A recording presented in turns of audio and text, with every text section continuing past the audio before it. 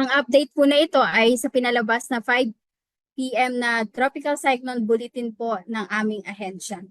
So ang bagyong Nika po from Tropical Depression ay ganap ng tropical storm at ito po ngayon ay may international name na Toraji. Po ito nating namataan 760 kilometers silangan po ng Vera Catanduanes.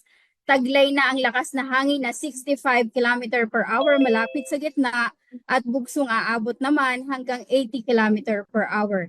Inaasahang kikilos po ng pakanluran sa bilis na 35 km per hour.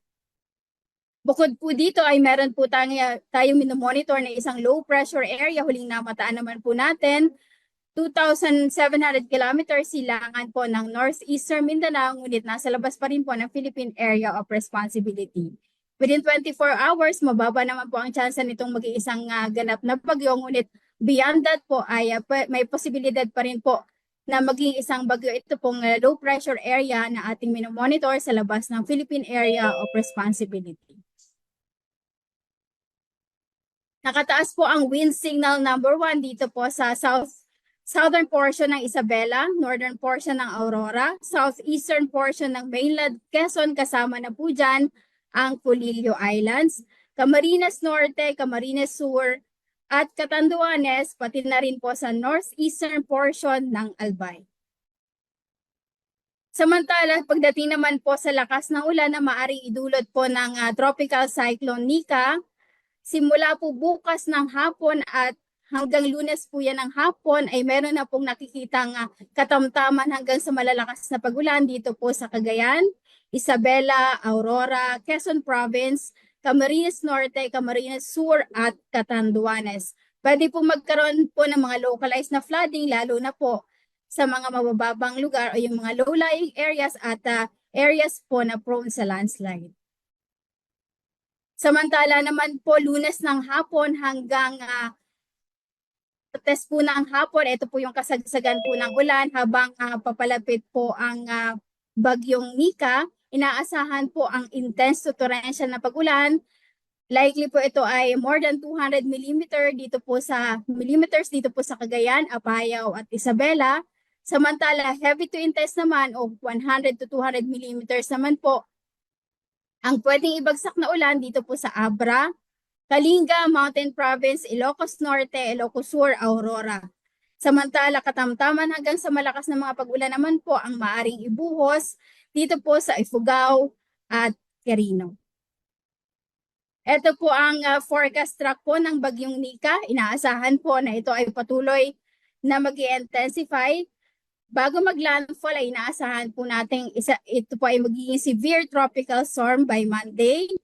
So by Monday din po inaasahang lalapit po ito ng landmass po ng Central Luzon dito po sa may Aurora area at inaasahang magla-landfall by Monday afternoon to evening po dito sa Aurora or pwede rin pong mag-landfall dito po sa Isabela area.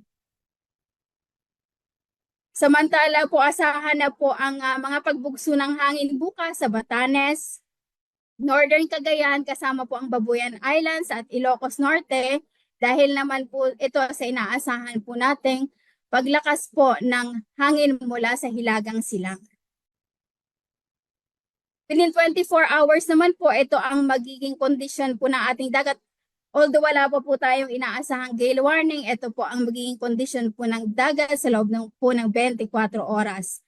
Inaasahan pong aabot ng 3 metro po ang alon dito po sa northern at eastern seaboards ng Catanduanes, seaboard ng Calayan Islands, northern seaboard ng Camarines Sur. Samantala, inaasahan namang aabot ng 2.5 dito po sa seaboards ng Isabela, northern Aurora, Camarines Norte, northern at eastern seaboards ng Polillo Islands at northern Samar, eastern seaboards ng Babuyan Islands, mainland Cagayan, Albay at Sorsogon.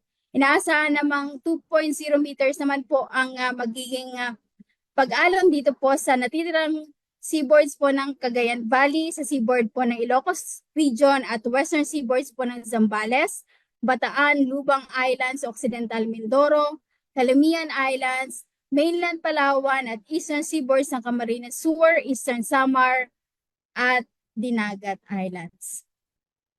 Yan po ang update mula po dito sa Weather Forecasting Center ng Pag-asa. Maraming salamat po ulit sa pagpapa-unlock niyo po ng aming imbitasyon para po sa press conference na ito para po maipaabot po sa ating mga kababayan ang latest po tungkol sa ating panahon at para po makapaghanda yung mga recently affected na po ng nagdaang bagyong Marce. Maraming salamat po ulit.